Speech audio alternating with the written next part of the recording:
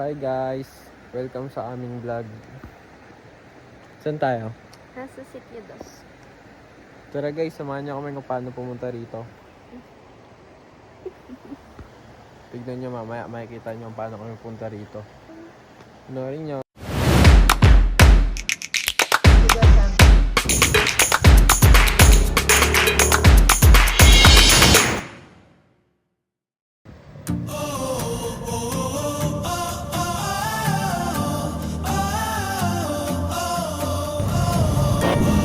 Hello guys! Si Daniel nga pala to. Couple ride muna kami today. Papuntang Sitio Dos. Isa sa mga chill spot na may falls at ilog. Kung nagdi-DRT kayo, alam nyo to. Sakay lang. Enjoy sa biyahe. Walang salita. Just us, the road, and the nature. Enjoy lang guys.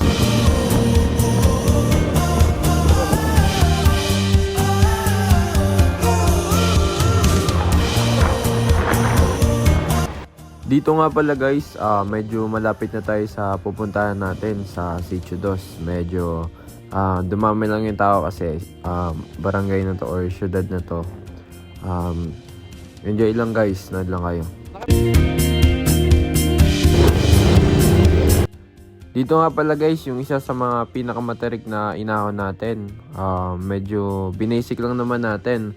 Malapit naman na tayo sa pupuntahan natin. Check nyo guys, may babayaran dito eh.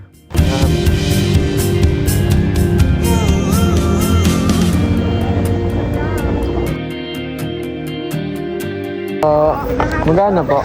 20? 20 pesos pa rin ito. Sa environment. Opo. Siguro sa price, dalawa lang.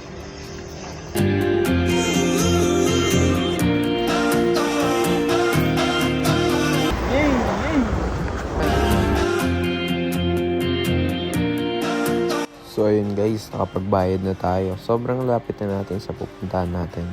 So enjoy lang ulit guys.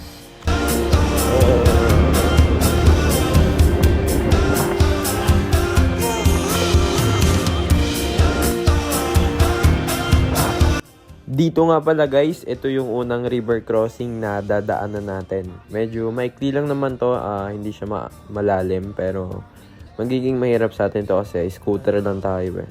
Check nyo guys kung kakayanin.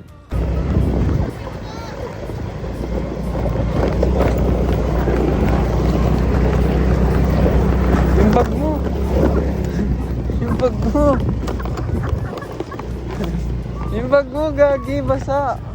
Legit! So yun guys, first river crossing natin. Safe naman tayo, medyo may mga gamit na nabasa lang. Pero goods naman yan guys.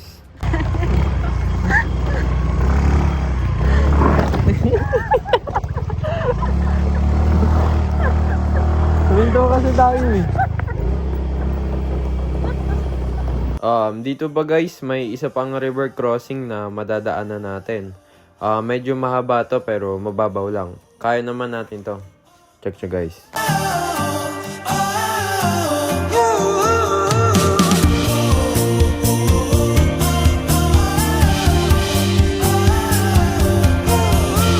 Hi guys, nakadalawang ilog na kami. Ito naman kami, pupunta next.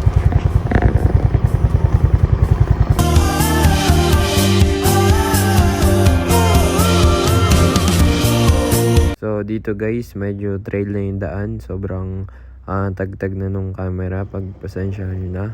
Pero enjoy kayo dyan. Nood lang kayo guys.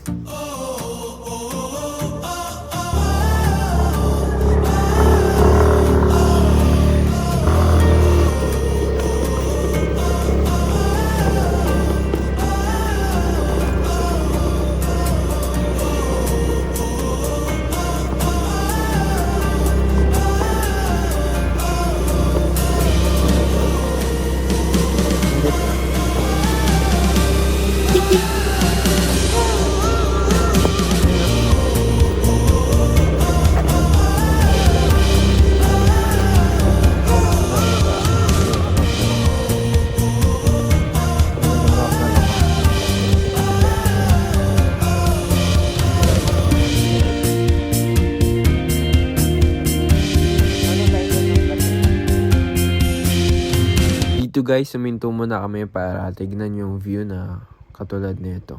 Dito naman sa part nito, sobrang hirap talaga ng daan, talagang trail na. Pang motocross na, pero tignan nyo naman oh, sila kaya nila. Kaya kaya nyo rin to pumunta na kayo dito. Pero check nyo yung weather kung maulan kasi sobrang hirap pumunta rito kapag umuulan kasi maputik talaga. Kala nga namin wala ng tao rito, kami na lang pero may nakasalubong kami. Sobrang hirap talaga, baka maanuhan kami ng landslide. Pero safe naman kami guys. Sorry matagtag yung video namin kasi wala pa kaming stabilizer dito. Pero enjoy lang kayo dyan guys, nood lang kayo.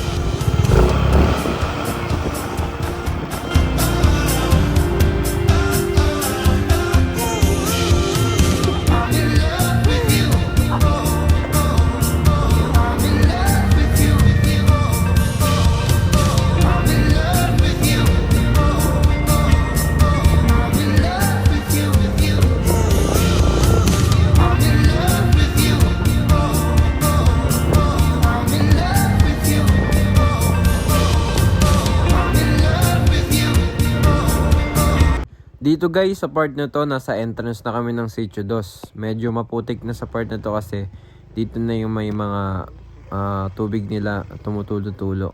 Kaya ingat kayo guys pag pupunta kayo dito kasi sobrang dulas.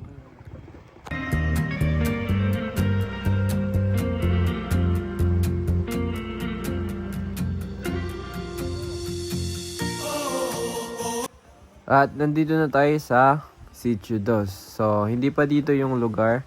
Medyo may trekking and downhill yun. Kaya medyo mahirap siya. So, magbabayad muna kayo ng fee. 100 for day tour. 200 naman para sa overnight. Then, libre na yung mga kubo or yung mga tutulugan. Pwede naman kayo magdala dito ng tent or yung mga camper van nyo kung kaya nyo. So, guys, enjoy.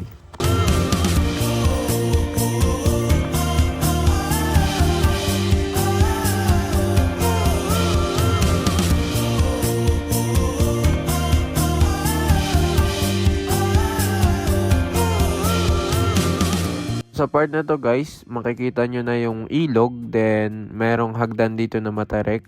So, hindi siya semento, mga okay lang siya, kaya ingat guys. Kung makikita nyo naman, sobrang tarik nito.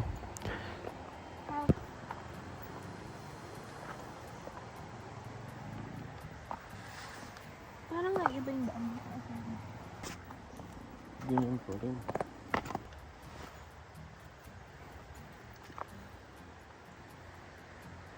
Sarap.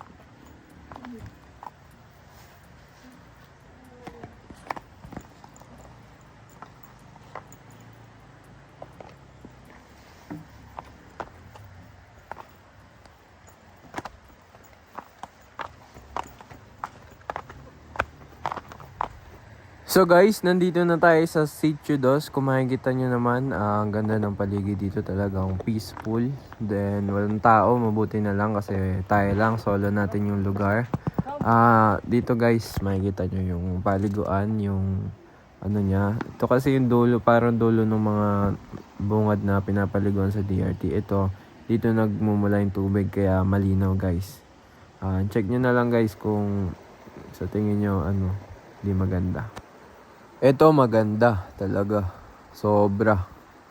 Parang view. So dito guys, maliligo na kami. Then papakita namin sa inyo kung gaano kaganda rito. Load lang kayo dyan and relax lang. Parang sasama namin kayo dito.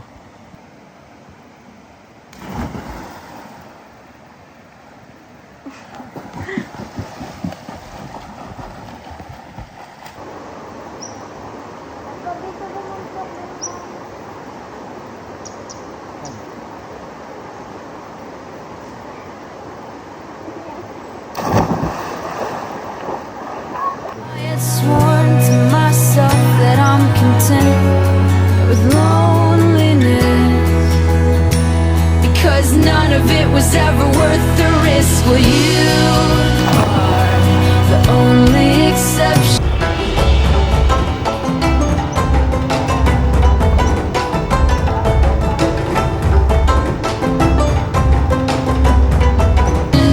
You only exception.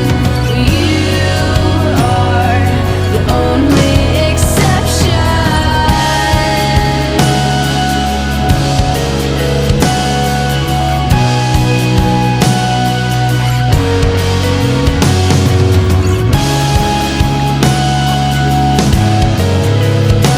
Guys, huwag kayong magtatapon sa gantong lugar dahil nature siya. Yes. Guys, wag kayong magtatapon if ever na pupunta kayo sa gantong lugar. Kasi, ano yun, laban yun sa nature. You should love nature. Bawal tayong magkalat and bawal tayong pasakitan ng nature because nature loves us. Yun guys, sila ate yung nagkukuha ng mga kalat nyo kapag kayo nagkakalat dito.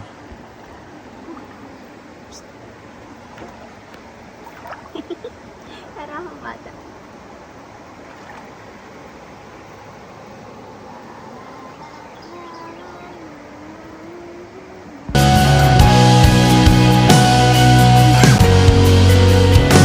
I've got a tight Eating kami na itong makain.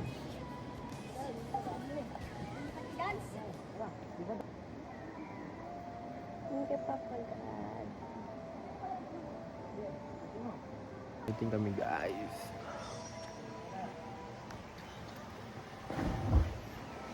Naligo sila.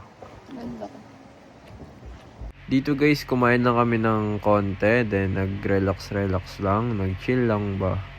And then, kasi gagabihin na kami rito masamang gabihin dito kasi sobrang dilim and gubat, maputik pa. Baka ano mangyari sa amin. After nun, naligo na rin kami saglit, nag-chill lang ulit. And enjoy lang namin yung malinaw na tubig dito sa Sitio Dos. At mayroon ditong spot na pwede nung talunan. Ay, may unggoy. Malungkot yung unggoy, kumakain siya. Anong nangyari sa'yo? Alam, may tinuturo siyang isda. Pero wala nang isda dyan guys. Dito guys, nagbibiroan na kami dito. Chill lang. Dito guys, may mga nakasama kami dito ng mga lokal na bata. Tumatalon sila dito, mga nagda-dive. Tingnan nyo guys, sayang kasama sila kasi mababait sila. Welcome yung mga lokal dito.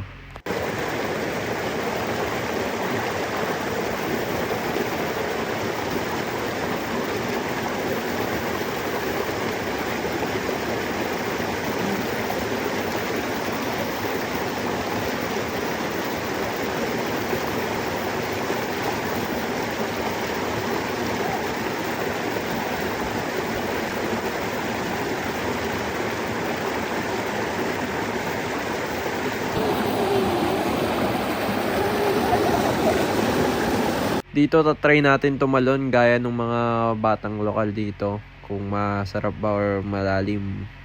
Tignan natin. Sarap guys, medyo nahilo lang ako. Kaya tara magpalambing. I had sworn to myself that I'm content with loneliness. Joke lang. Yun lang guys, umuwi na rin kami after na itong day tour na to. Then nagpahinga na kami saglit tapos umuwi na rin kami kasi sobrang dilim dito kapag ginabi kayo. Yun lang guys, thank you sa panonood. Salamat, peace. Next time ulit.